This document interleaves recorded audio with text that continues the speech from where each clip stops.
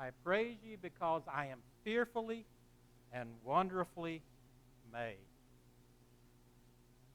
We are wondrously made as God's creation because we have this ability to mentally simulate future events. We can actually think ahead. This allows us to grow and to prosper as individuals and as a people. We build a family. We create a business. We build a nation by what we can see as possible outcomes in the future. This ability also leads us to see some negative outcomes as well.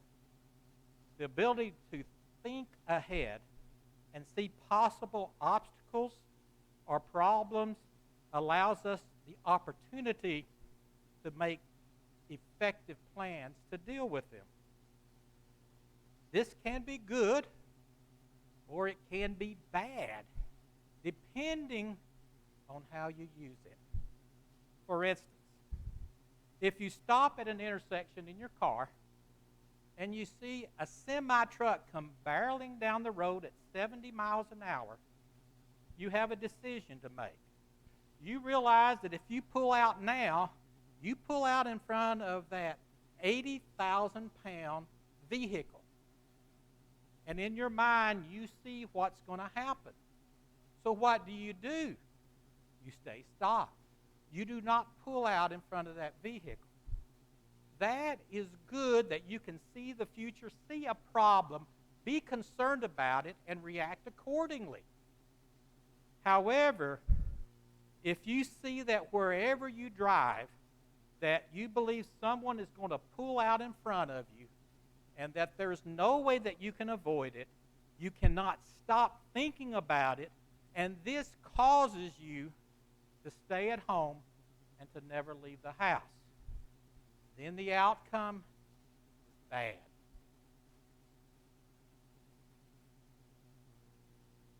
Tonight, we're going to talk about worry. And we'll discuss some ways to combat it. There are many definitions to the word worry, but I chose two tonight to give way to think about problems or unpleasant things that might happen in a way that makes you feel unhappy or frightened. Sound familiar? To give way to anxiety or unease. You might say that worry is to think about problems or unpleasant things that might happen in a way that make you feel unhappy, that make you feel frightened. Worry is seeing possible outcomes in the future and being concerned about those outcomes. If we were to look for some synonyms for this word, worry, it would be fret. That's a good Tennessee word. Concern, anguish, brood. I don't use that word much. Fear, bothered, apprehensive. There are a lot of things that one can feel when there is worry or anxiety.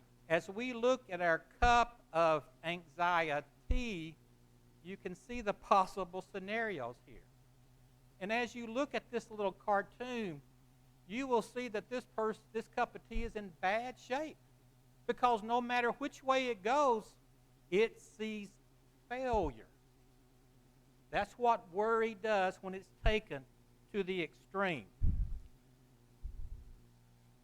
The fact is, we all worry from time to time. It is stated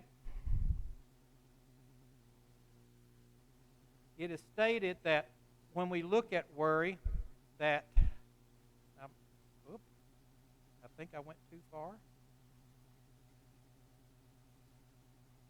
Oh, I have to go back. We all worry. And it's stated that we do so about 1 hour and 50 minutes a day. That was surprising statistics. Now, I don't know where they get these statistics, but this is one cited by one of the leading health and mental health institutes. An hour, 50 minutes a day. Now, this is an average. Some of you say, well, I'm nowhere near that. And others, you may say, well, I'm a little bit more than that. But I figured this out. At my age, it would appear that I have worried about 5 years of my life away. So if you're older than me, you've worried a little bit more. That's an amazing statistic to look at. So, as we look at this, going backwards, let's first of all go back and look at these statistics. Yeah, it's a little small. I'm sorry about that. A third of all Americans will have an anxiety disorder at least once in their lifetime. Now, this is not just worrying. This is taking it to the extreme, where you become somewhat neurotic, as we would say in the field of psychology, in your behavior to an extreme. Over 53% of Americans said that COVID caused worry in their life in 2020. That's a believable number from what I've seen. COVID did bring out a lot of anxiety and worry. Denise and I, this past week down in Pensacola, was walking down an open path. You had water on both sides. Nobody was there but us except this lady walking up. She was probably a resident there, probably a little older than we were. But as she walked, she looked healthy. As she got within 30 feet of us, she put on her mask. We're out in the open. The wind's blowing probably 15, 20 miles an hour. She put on her mask, nodded to us, and as we passed her, she took the mask off. You can see that COVID has had effect on people being worried about a lot of things. Another stat, anxiety disorders affect 40 million people, adults, a year in the U.S. Now again, these are acute disorders, not just regular worry. 41% of employees suffer workplace anxiety. They worry. Amen. I can understand that. And even though we got probably a few people in here that are retired, we remember what it was like. And from a study conducted at Harvard, more women suffered anxiety disorder than men in the 2020. Women were at 23.4%, and men were at 14.3%.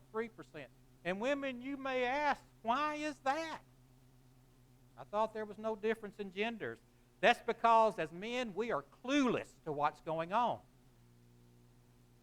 So if you don't know, you don't worry. There is bliss in ignorance in sometimes. And then finally, a study conducted by the National Institute for, I've got men health, it should be mental health, sorry about that, found that 31% of adolescents, 31%, a third of adolescents experience some kind of anxiety disorder. Again, the acute worry, the extreme. And once again, ladies and gentlemen, there were more females that experienced it than the males, which stands to reason we start being clueless young in our lives, men, right?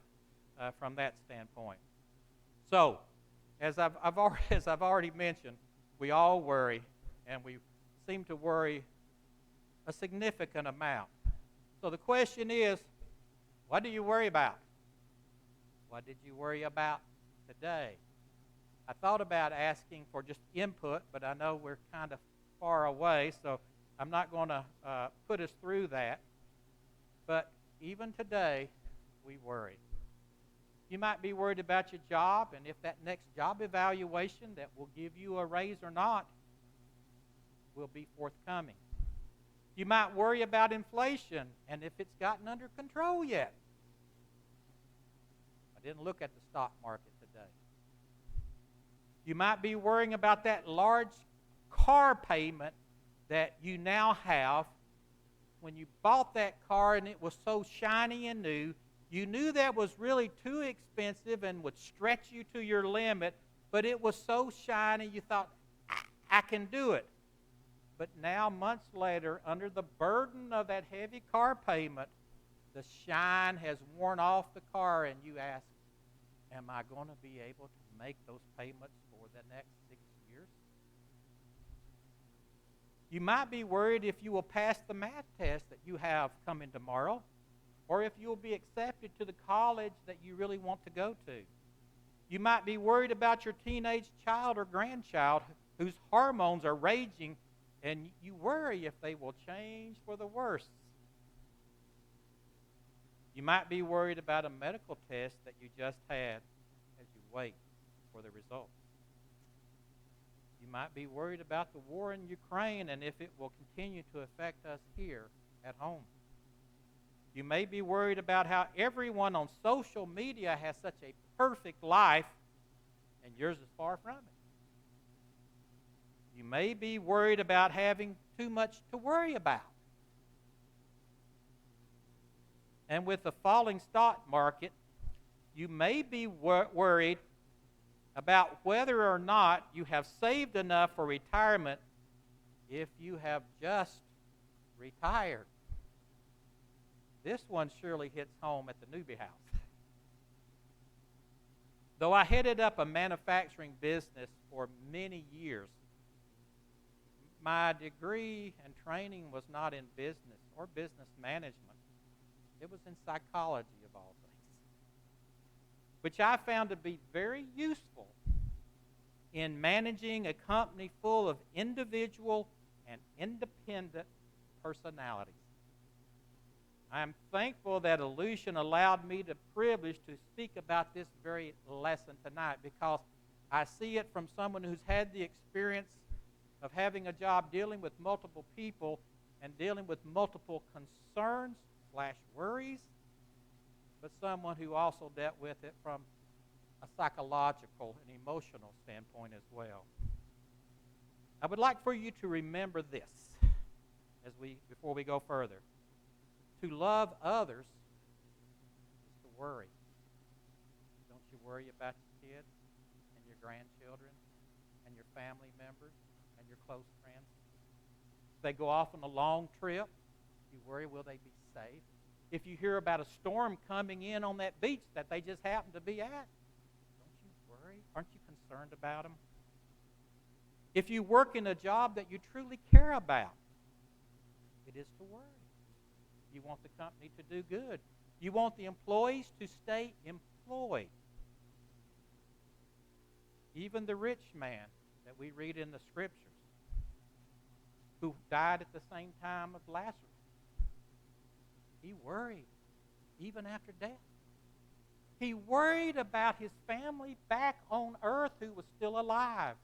And he asked that they be told, don't come here. That's an amazing point, that it was done for him. But even then, as Jesus is talking about this, he shows that this man, his eyes had been opened. His ignorance had been removed. And now he was worried about his brothers. Worry actually can be used for good, as we mentioned previously. However, when worry goes to the extreme and becomes something that negatively impacts us, that is what we want to avoid, of course. So how do you know if you're worrying too much? Good question, right? I can give you, there's more than one answer, but I've got one quick answer for you tonight if you can't sleep. If it keeps you up, then that worry has started to have a negative outcome.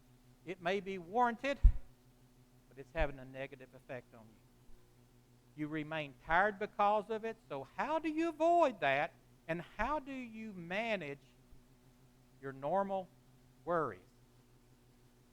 Not millions, but billions of dollars have been spent on self-help books to help us with our worry. And it has helped. For those who wrote the books, they're no longer worried about anything because they're wealthy, about talking about our sorrows and our frustrations. It's amazing, isn't it? Kind of like a country music singer who becomes extremely wealthy, writing songs about how good it was to be so poor.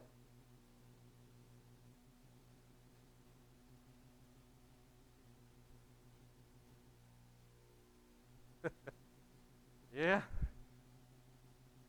Sometimes we worry that we're going to forget to worry about something, right?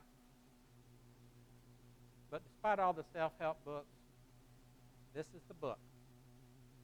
As Michael picks up, this is the book. Things have changed. This is the book. Both of these contain the Word of God. And it doesn't matter what medium is used. The Word is the Word. And so we're going to look at some things in the Word and deal with some principles. Our scriptures are not prolific, but they're there. So, what worry does to you, you need to understand what it does to us. It robs you of your joy. It takes away the joy. In Proverbs 12, verse 15, the proverb said, anxiety weighs down the heart. Ooh. But a kind word cheers it up. There is a song entitled, and most of you remember, Don't Worry, Be Happy. Kind of a catchy song. It takes our joy if we worry. It's hard to be happy. And we cannot enjoy life because of the fear and anxiety and depression that comes from worrying. Have you ever taken a vacation, been looking forward to it, only to find that there is something that you worry about so much that it keeps you from enjoying the vacation? We took a vacation with our children last week. And we went somewhere that I don't care for normally, and it's called the beach. I'm a mountain man. I'm not a beach bunny, okay? But I had a great time. We'll do it again, hopefully. Denise said, are you enjoying yourself? And I said, yes. For the first time in 42 years, I took a vacation. I never got one phone call. I never had to deal with one personnel issue, one vendor issue, or one personnel issue, or customer issue. In all my other vacations, it's always been that way. So I truly had a great vacation because it was worry-free. But also, worry debilitates us. It weakens us. We again go back to what was said in Proverbs 12. It weighs us down. It's like gravity increases and it takes more effort to do what we normally did before. We become more vulnerable to temptations. It's easier to give in. And it makes us want to just give up sometimes or to totally to give in. It also paralyzes us. The one-talent man in Matthew chapter 25, he worried about that one talent. I can't lose it. I can't let anything happen to it, so I'll just bury it, and I won't have to worry about it anymore. It paralyzed him from doing anything positive with that talent. We stop serving the Lord and others sometimes because of worry. In the Great Recession, that paralyzed a lot of us. I remember sitting in my office looking at the monthly results. They weren't good. First time ever. And at first, I was paralyzed because I didn't know what to do. The worry was great. I saw the company go from 126 employees down to 56. And I thought, how do I keep the other 56 working? Because you think about the family. And I would go to bed at night and I wouldn't sleep. The worry had taken over me. But as I sat at my desk for the third month in a row that we saw the market go down. That's not the stock market, though it did. It's the business market go down. We lost a third of our customers. They ceased to exist. They went totally out of business. I realized I'm paralyzed. And I did something that we're going to talk about later on. But in that, after that, I realized it was time not to be paralyzed, but to be energized. But the paralyzing keeps us from doing things that we know need to be done. And it kept the apostles from being at Christ's side during his crucifixion. And finally, and there are other things here I just mentioned before, it adversely affects our health. We have a thing called homeostasis, body and mind in balance. Those of you in the medical field know exactly what I'm talking about. I looked at it from a psychological standpoint, that this affects this. Ooh. If the mind is having trouble, the physical body has trouble. Worrying causes hormones, among them cortisol, did I pronounce that right? And some other hormones to be released in the body. It's part of the sympathetic nervous system, and it's the fight or flight, where it gets your body either to fight what's coming at you or to run from it, one or the other. But it kicks it in this higher mode. The stress puts stress on your body. Your heart's pumping at a harder rate, and all this and that, and so it's fighting. This leads to ulcers, to headaches, to migraines, to depression, to high blood pressure, and to heart issues. And some of us in the past in here have had heart issues because of that. And you can see it. You can see the physical aspects on a person's face who's undergone a great deal of worry, can you not?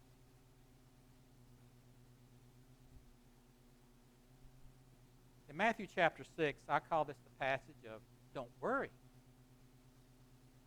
And in this it says, therefore I tell you, do not worry about your life, what you will eat or drink, about your body, what you will wear. Is not life more than food, and the body more than clothes? Look at the birds of the air. They do not sow or reap or store away in barns, and yet your heavenly Father feeds them. Are you not much more valuable than they? Can any one of you, by worrying, add a single hour to your life? And so we look at this and we see that the Lord is encouraging us not to worry. So, if He's wanting us to fight against this worry, how do we do it? Well, we're going to talk about ways to handle worry. We'd like to be just like this guy, and maybe for a few moments each day that we can. So let's look at some ways of overcoming worry. Tonight we're going to, in the remaining time we've got, we're going to talk about preparation, procrastination, participation, perspective, perception, practice mindfulness, and prayer. You see the alliteration here. I was trying to get anything with P. And my wife looked at this and she said, procrastination? Well, we'll show you how that does. All right, so let's look at preparation. We can prevent and or lessen worry by preparing for it. In retirement, how do you take away or ease the worry of retirement? You plan ahead. You start saving. You get that 401k or Roth or IRA or whatever, and you start saving, realizing that it's coming ahead and preparing. And if you said, well, I've waited too late, what do? You start now. You start preparing at the point in which you can start preparing. It makes it easier from that. Start now. If you're a person who's an athlete and you want to do a sport, how do you keep from worrying, am I going to freeze? Am I going to be able to perform correctly? You get out, you practice. You go through the drills and you get ready to play. You put on the protective equipment, you get everything there, you prepare. A test at school, I'm worried about the test, what do? You study. It's that simple. You study for it, and then you're ready for it. You're prepared. And driver's license, I'm going to get them. Oh, that's always, I remember that nerve-wracking. Because I was in a straight shift car that I was doing mine in. But you practice, right? Go out, drive around with your parents or with in my case, my older brother. If you're not prepared, worry will abound. Procrastination. Now you say, okay, David, are we supposed to procrastinate? How in the world does that put off worry? You just put off the worry? Well, no. I say procrastination to say don't procrastinate. But I had to use that P word in there. Don't procrastinate. Stop doing it if you're doing it, and we all do it. Me included. Now that I'm retired, I was telling Rita, I found out, and I think I told Angie the other day as well, when we're neighbors with the Vicks, but I said, now that I'm retired, I realize that at heart that I'm a lazy person. I was just too busy to know it. Procrastination. We find in Proverbs 6, beginning in verse 4, where we read, "Allow no sleep to your eyes, no slumber to your eyelids. Free yourself like a gazelle from the hand of the hunter, like a bird from the snare of the fowler." That's just like saying, get up and go. Go do it. Don't wait. Get it done. And when it comes to worry, we need to know that there are things that need to be done. Putting things off simply causes more worry. It's a self-perpetuating thing. I'm worried, so I don't do it, so I worry more. One way to overcome worry is just to meet it head on. So if you have a job and there are 5 tasks, and one of those tasks you really worry about doing because you just don't like it, you worry about it, you know what you do? That's it. You do that one first. And once it's done, it's over with, and that's great. I remember as a kid coming home, and I dreaded homework. Ooh, I just didn't like homework. I actually didn't like school when I was in the grammar school. But I didn't want to do the homework, and I worried about it. As a kid, I was a worrier. I really was. But you know what I did? When I got home from school, the first thing that I did was do my homework. My siblings, 4 of them, made fun of me. Come and play. And I'd say, no, I got to get my homework done because it aggravated me, and I wanted to just get it out of the way. They called me Grump because I'd tell them to be quiet and let me do my homework. Now, for a 10, 11-year-old to be called a Grump, that's quite something.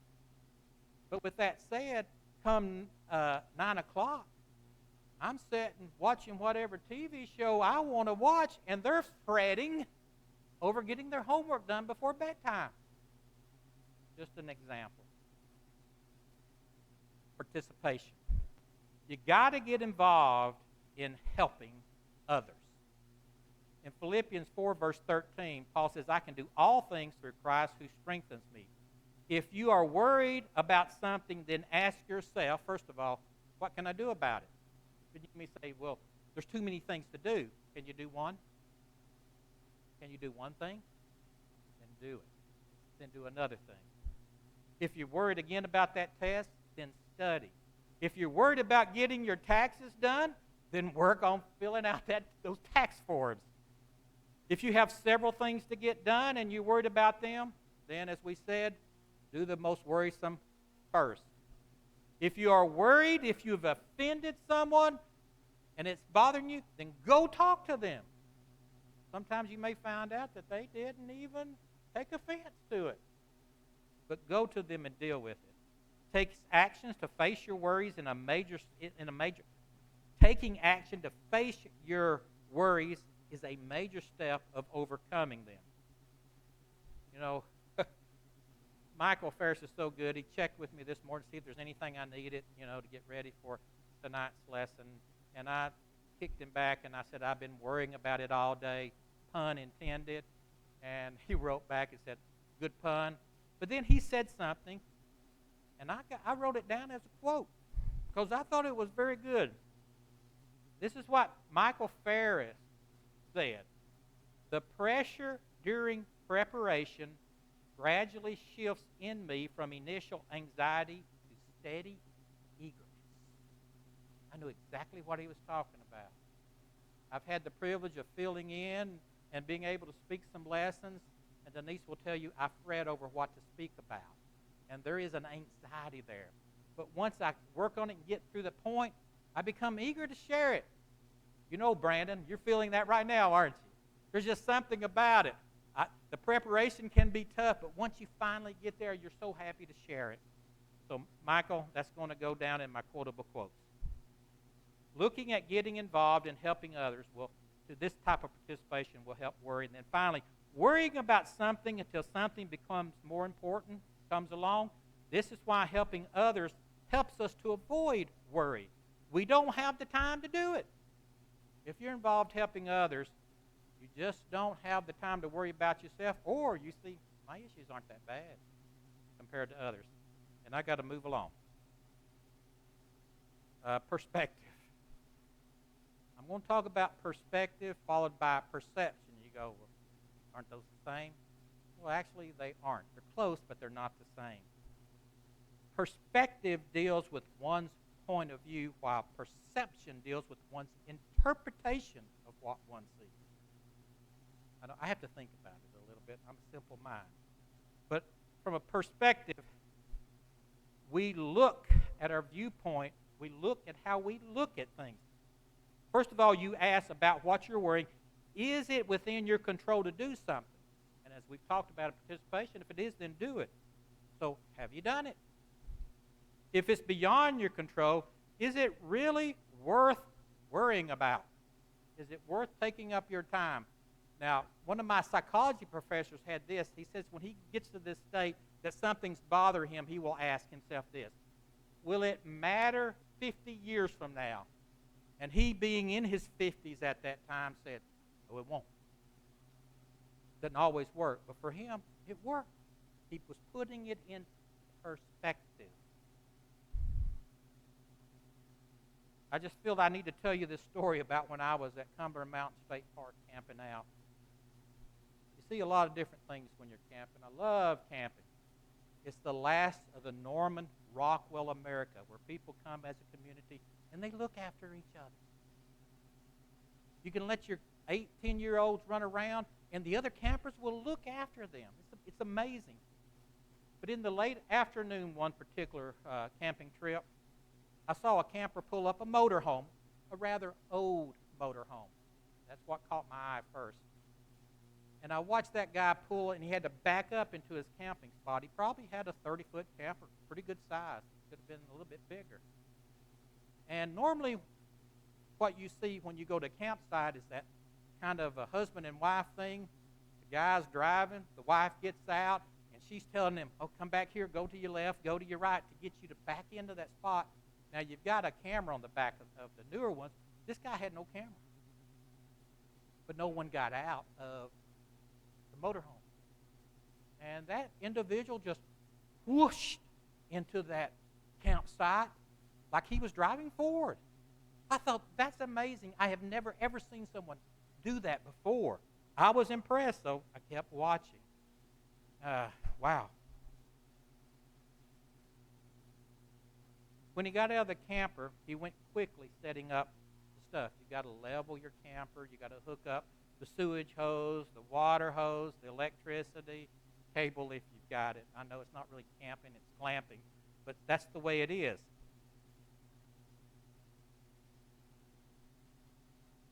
He did everything normally, but he did it quickly. Except there was one peculiarity. He had no legs. He was on stilts. I couldn't believe it. Originally, when I saw him get out, I thought, do I go help him?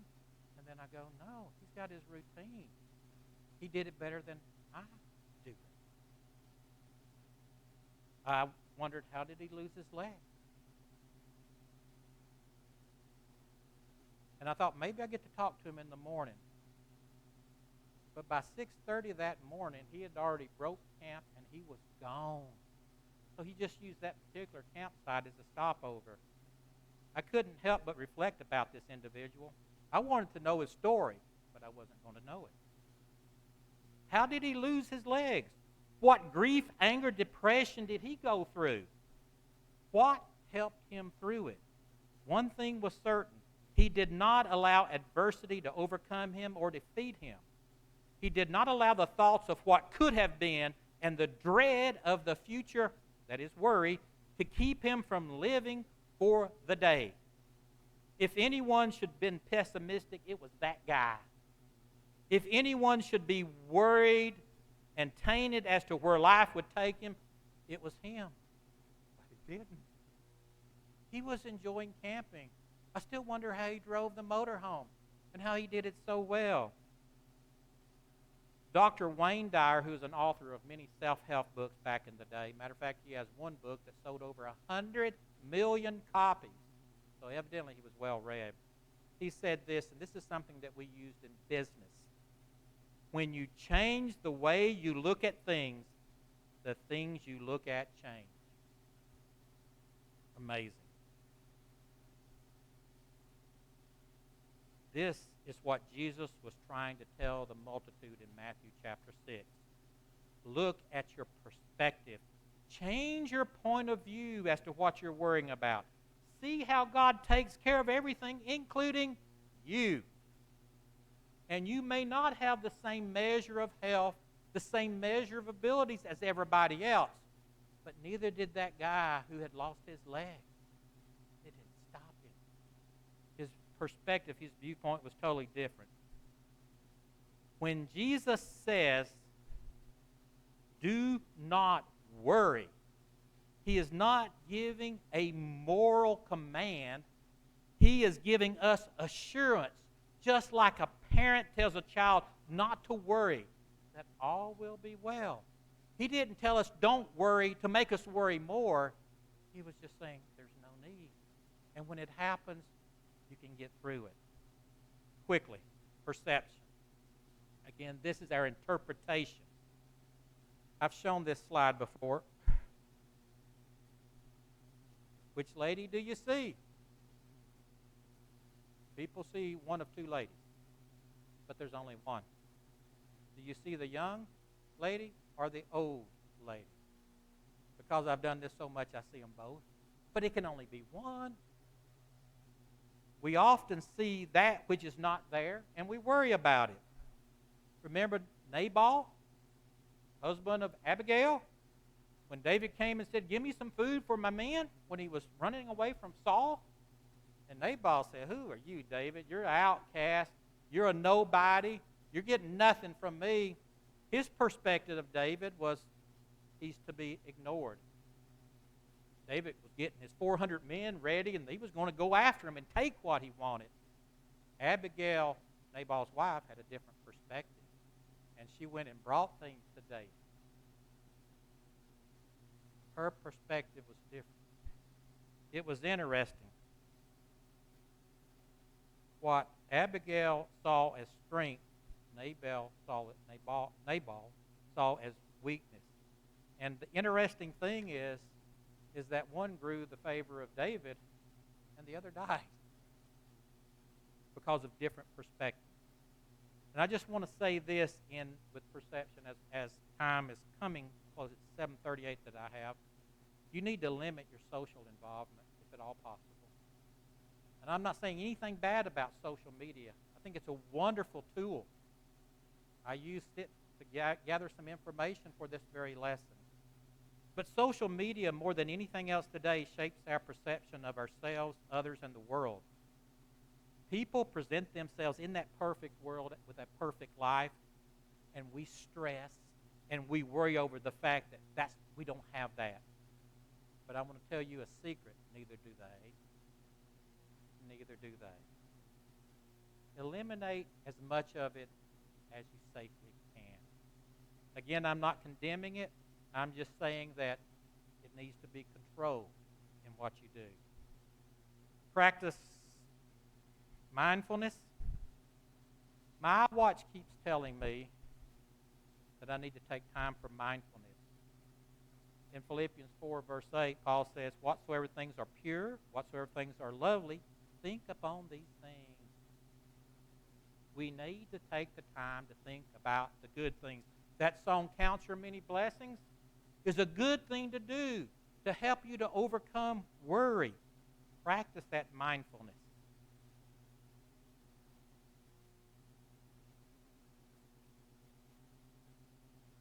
Prayer. Heard Michael talk about it many times in the pulpit, to the point we've heard it so much that it almost becomes a cliche to us, does it not?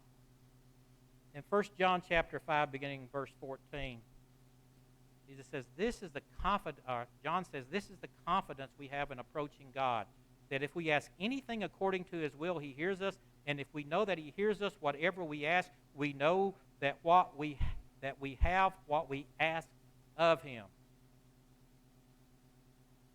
Prayer is truly a powerful tool in handling worry. Praying helps us to go to mindfulness. Praying helps us to focus on our perception and perspective of the things around us. It is the combination of a lot of things that we have. We are taking action and participating in this. And we're not procrastinating by not putting it off to some other time. We're getting it done in our prayer to God.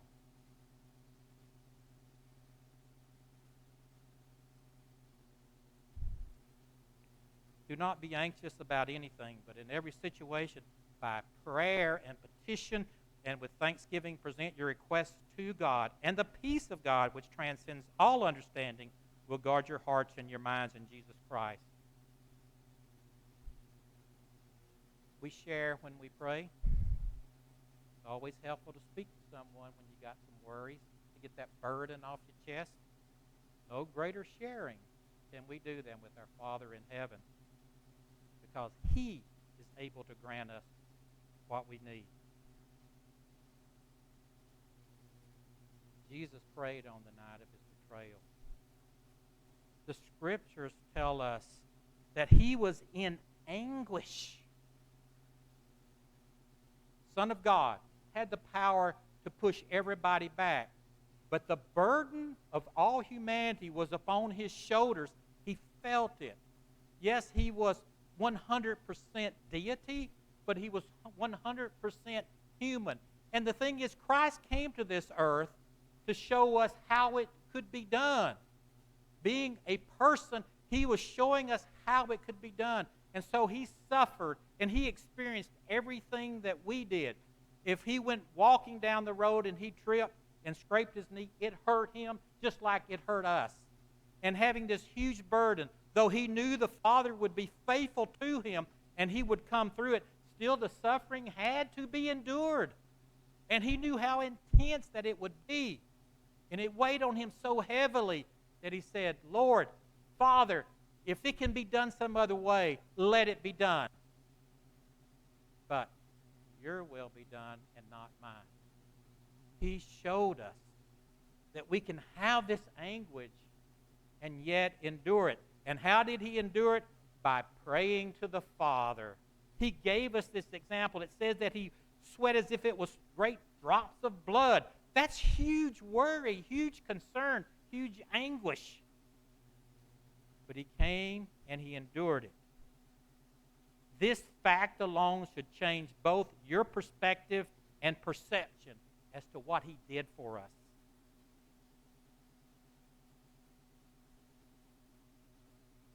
When anxiety was great within me, your consolation brought me joy. That's what the Lord experienced. That's what we can experience through prayer. It is a wonderful thing. Jesus is giving the assurance to ease our fears and worries. Paul worried about the different church congregations in 2 Corinthians 11 when he said, I face daily the pressures of my concern for all the churches. Moses worried about going to free the Israelites. And each time God took care of Paul, He took care of Moses. And with that bell ringing, you don't need to worry about worrying. I found this t-shirt and I had to just let it be my closing slide. I'm not perfect. Remember the T? I can be perfect, but nobody will see it. I'm not perfect. But Jesus thinks I'm to die for. So just as the song says, don't worry. Be happy. The Lord is on your side. Thank you for your time.